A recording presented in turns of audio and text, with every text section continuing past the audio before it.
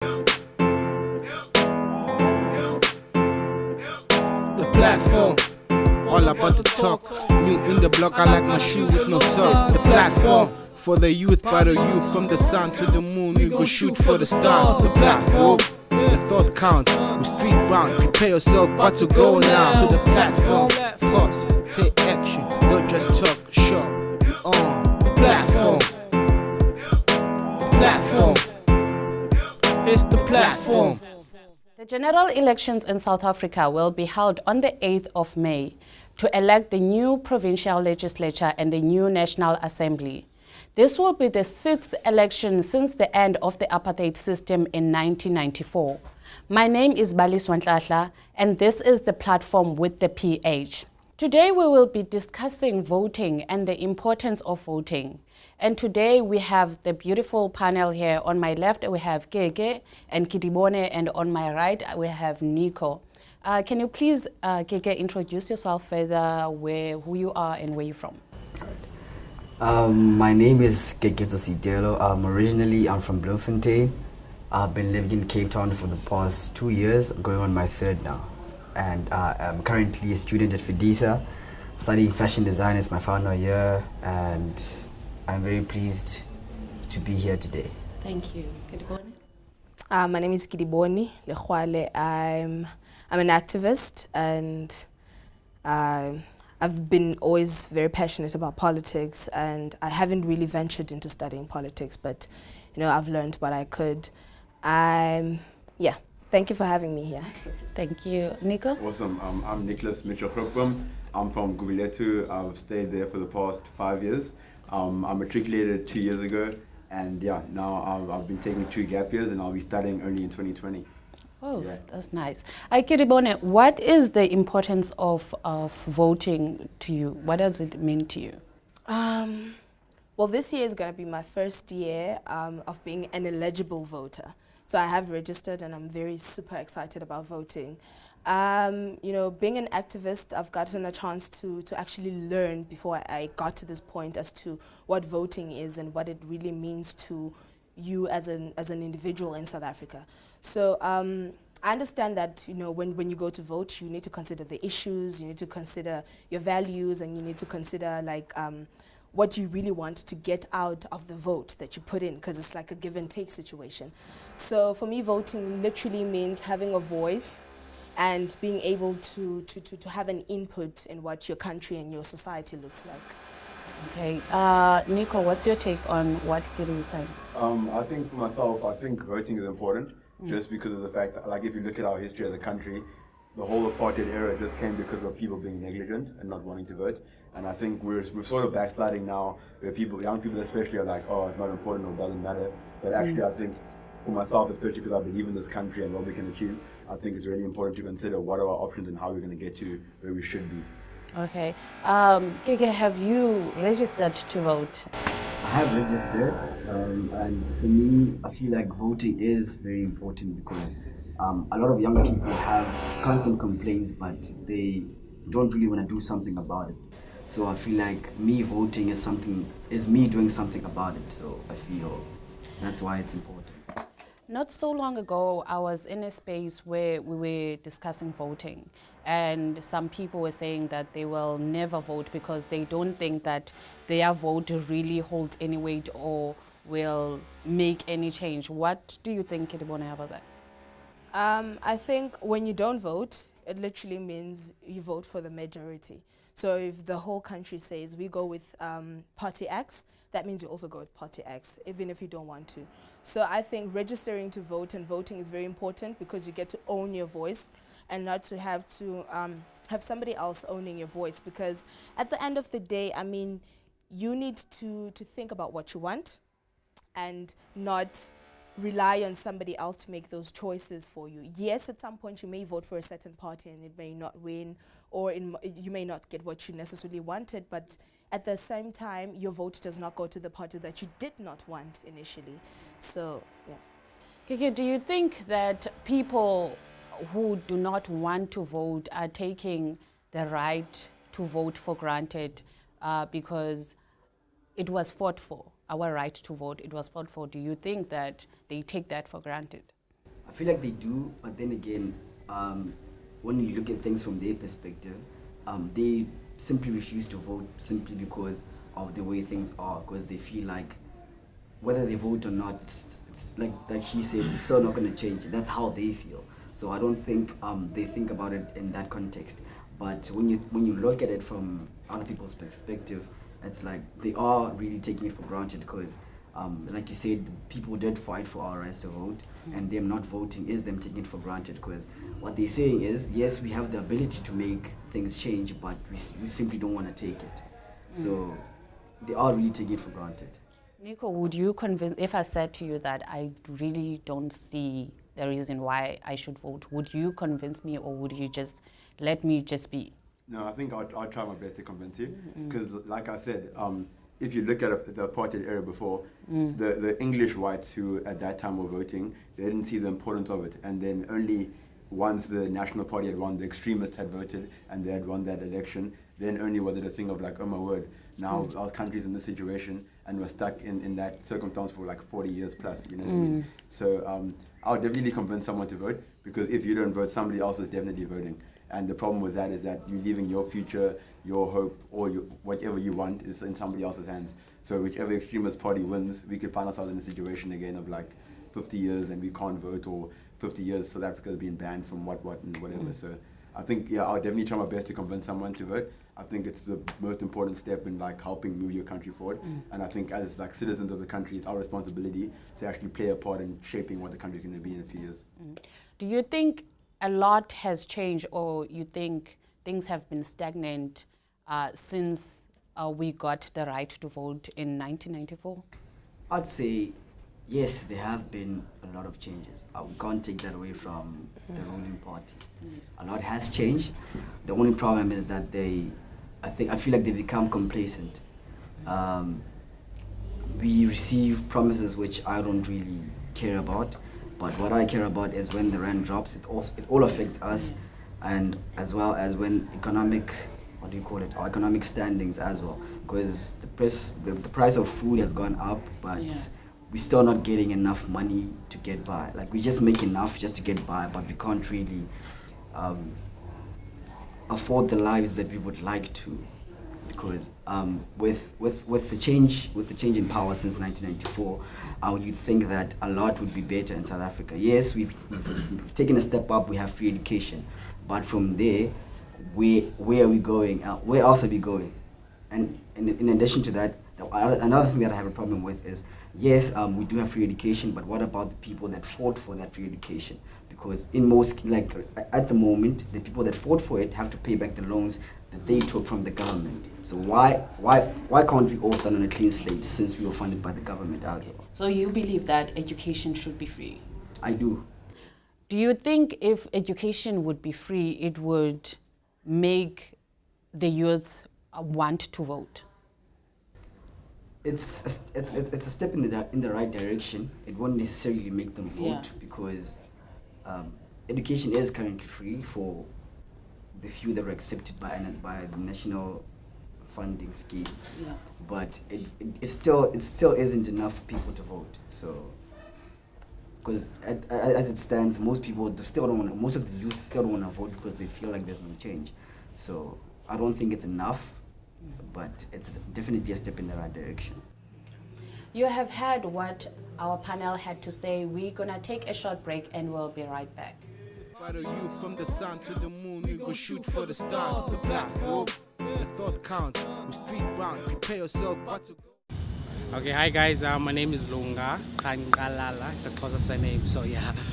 My message to the president is that actually in the next 2 to 3 years, I want to see him rooting out corruption, because corruption is now the biggest thing, is the biggest problem in South Africa, which is preventing the country from advancing financially, socially as well.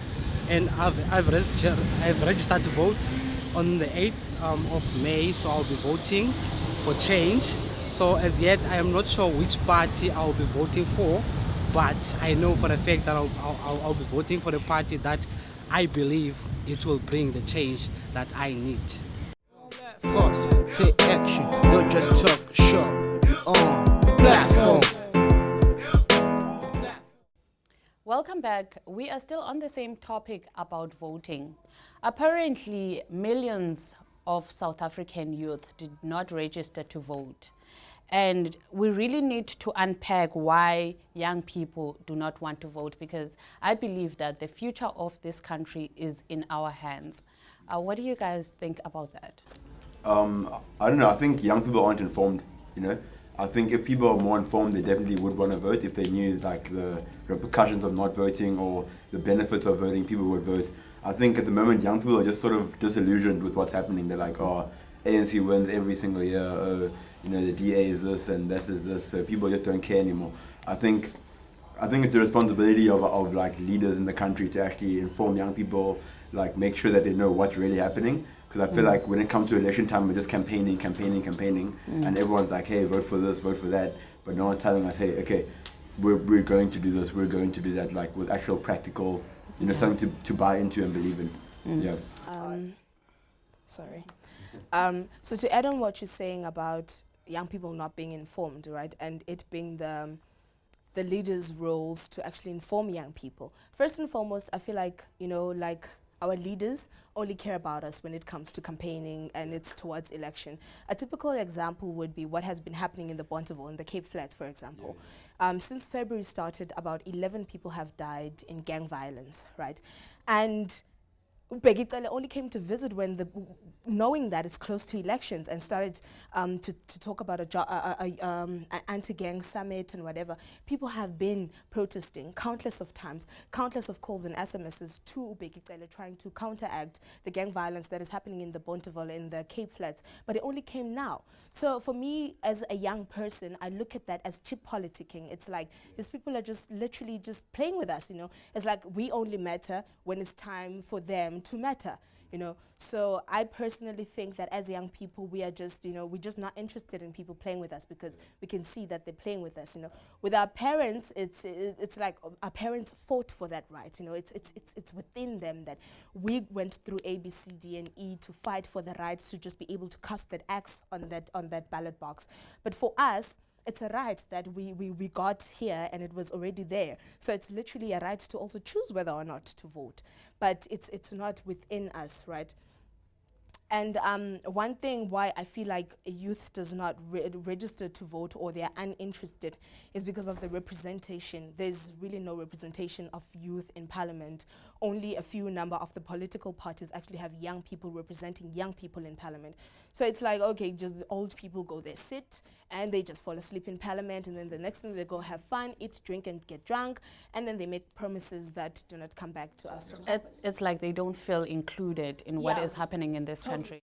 We totally feel excluded. Like as youth, right, in South Africa, the only time we feel like our voices are loud enough is when we protest in the universities. The only time we feel like our voices are loud enough is when we are activists, you know, and we are allowed the chance to be radical. Yes, people may say that the youth in South Africa is radical and they look at us like we have no direction, but what they do not look at and consider is the fact that when we collide the two, when we collide the old people that have been here with their wisdom, collide the youth with their passion and the ideas that they have of looking at a different South Africa, then that's when we can actually achieve a better South Africa. Because I have these ideas as a young person to say, listen, A, B, C, and D needs to change in a certain direction, but then the wise can say, listen, this can happen, but in a certain way, you know. I think that's how it could work, but then the old people that are actually governing us are gatekeeping us, and they're not allowing us to have a say in our country and in a way that our politics work. So it's literally like, I'm just not interested. I think, just to add on what he said that the government is not informing us, or we are not informed. Yes. Yes, we are not informed certain things, but I think we do know the importance of voting. We do. It's just that we choose not to vote, simply because we feel like it's not going to change. But what is the main reason for people, maybe not main, but what are the reasons for people not feeling like I should go and cast my vote? Because in our heads, in most people's heads, they feel like whether they vote or not, the ANC is going to keep winning.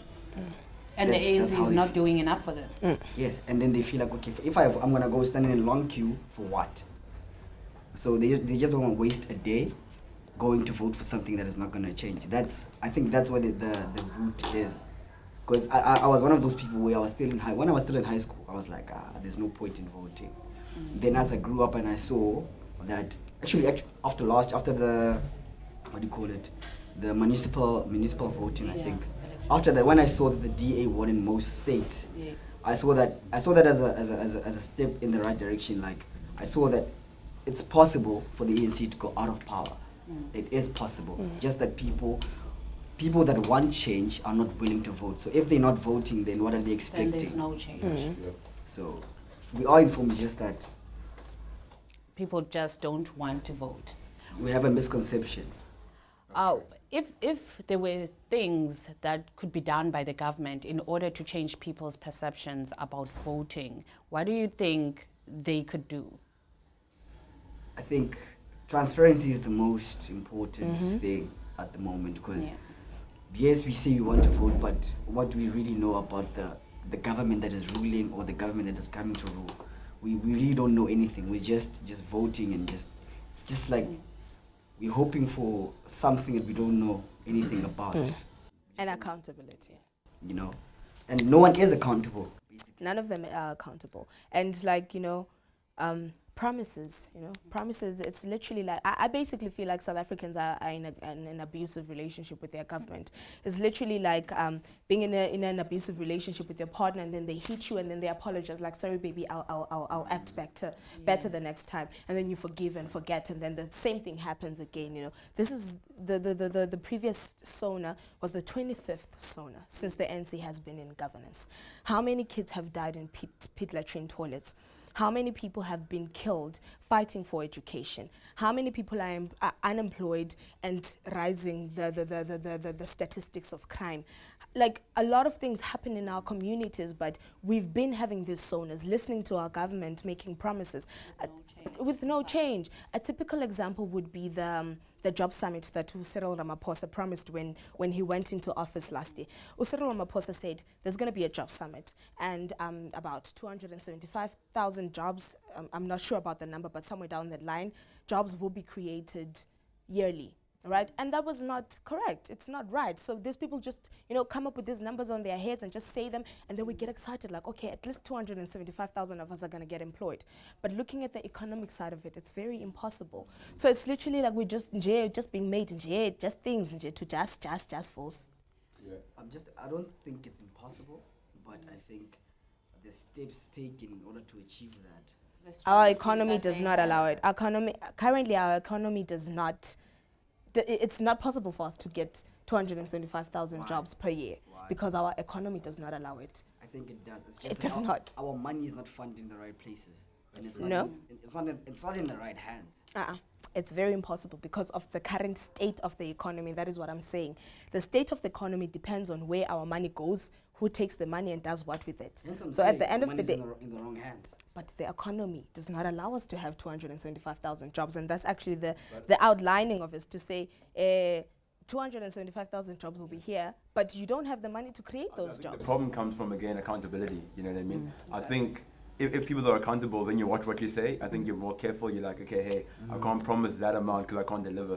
And I think since the 1994, ANC's had obviously free reign to do whatever, because the main pool that they're targeting are our parents. You know what I mean? Our parents and our grandmothers and grandfathers, with that loyalty and all of that sort of stuff. But I think, like you said, the last election was a step in the right direction.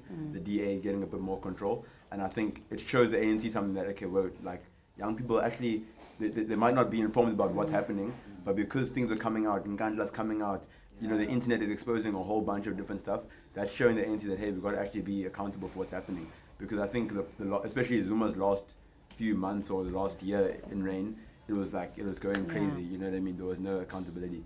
So once that comes into play, I think every single party will then step up to the plate and actually start to... And also to add to that, you just mentioned that that social media plays a big role in terms of politics. The problem with, I think another problem, you mentioned, why do the youth not vote, why do they not know the importance of voting? Yes. In today's world, we refer to social media in terms of everything, the news, everything that we hear, everything that circulates is from social media. So if parties use social media as a platform to inform us, 100%, yeah. it would definitely help. Can I add a submarine onto that? A submarine on that conversation would be the fact that, yes, if they use the internet, of course, a lot of us have learned a lot of things through the internet, but how many of us South Africans can access the internet? Internet wants data. Where do we get the money to access the data if we're unemployed? You understand? So it's a lot of dynamics that we need to look at as to the rise of tax, the rise of petrol, the rise of A, B, C, and D is the rise of data. So everything just rises every day. We are unemployed because we can't afford transport. Our age group especially, we've got access to internet. How? Like the older people don't, like my granny can't use the data to save her life. But for me and my people, like you can go anywhere. There's Wi-Fi in KFC. Okay. I think I'm gonna have There's no to. Wi-Fi. I'm gonna have to cut you off because of time.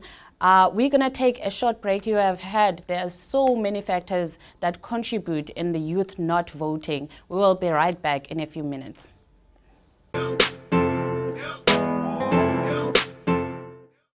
Well, for me, I feel like 4 years is a lot for any party or any president to actually make a difference in this country. Especially now we're at a point in time where our country is facing a lot, from anything that's economical to anything that has to do with human rights and how our next generation is going to receive what's currently happening. The platform, all about the talk. New in the block. Welcome back to the platform with the PH. We are about to conclude right now. We could go on and on about this topic, but unfortunately, time isn't on our side.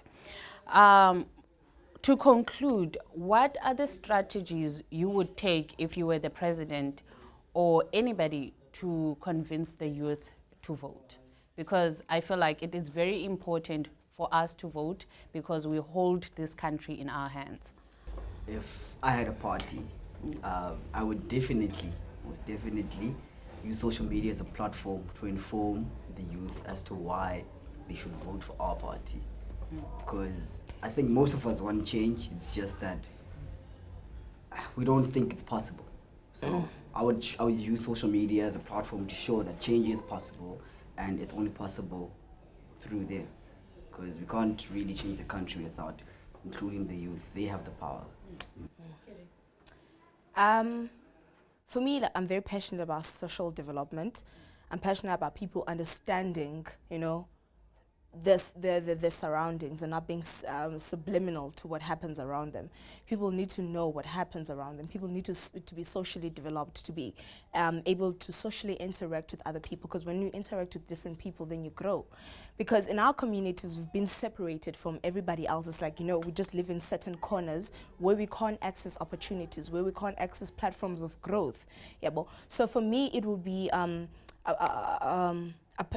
a chance to actually say, listen, we are bringing social development programs into the community to groom our brothers who've actually gone into drug abuse, who've actually opted for crime, to groom them, to make them understand that this is not your life. You don't have to opt for this, right? Because as soon as people start to think outside of the box and not be confined into thinking that the only place that they can live and survive in is the community, or it's in the in the township, because that's where they survive, and their survival is through other people's it's at other people's cost. So grooming them to teach them about how to be socially active, how to find information, where to find information, giving them the platform to actually access information will be a chance to actually say, we are giving people this opportunity to, think outside of the box and know that politics is complex. Politics is not just about having to vote for a certain party that does not help you. Politics allows you, or voting allows you, to change the country. You can vote for whatever party you want, whatever party that goes with your values, whatever party that can take away the social issues, social ills that you have, whatever party that you think will develop you. So I think those are the things that we need to teach people in our communities. And you can't just literally just come into the community and say, this is how you vote. Vote because your values, vote because of this. But teach people how to interact, teach people how to analyze their social democratics, teach people how to analyze things happening in around them. So in that way, they can then start to process and develop and decide as to how they vote. So for me, that's literally one big thing, is just saying, education. If education sounds extreme, then social development. Teach people to interact and learn. Okay. Thank you, Kiribon. And Nico, what do you think? To be honest, I think I completely agree with what you guys said. I think it's just about getting buy-in from young people. So I think young people are tired of seeing 50-year-olds, 70-year-olds sitting in parliament week in, week out. They want to see, okay, what is there for the youth, So the past couple of years, I've been involved with my church.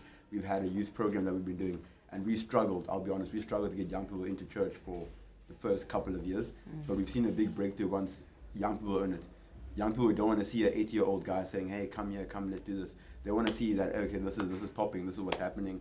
So I think if we want to get young people voting, we have to start seeing 20-year-olds, at least 30-year-olds maybe, in parliament, actioning change, in the communities, actioning change. And I think that itself will help bring buy-in and also get young people to believe in what's going to happen, believe in the possibility of change, Okay.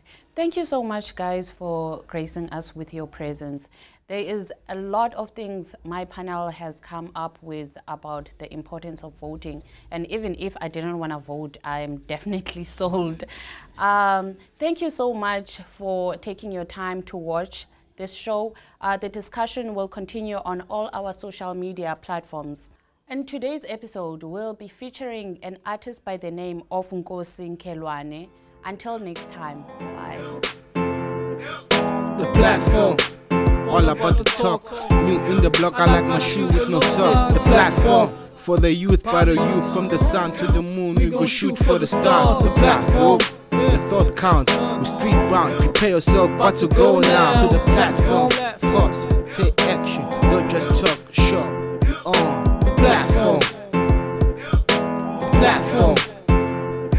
It's the platform.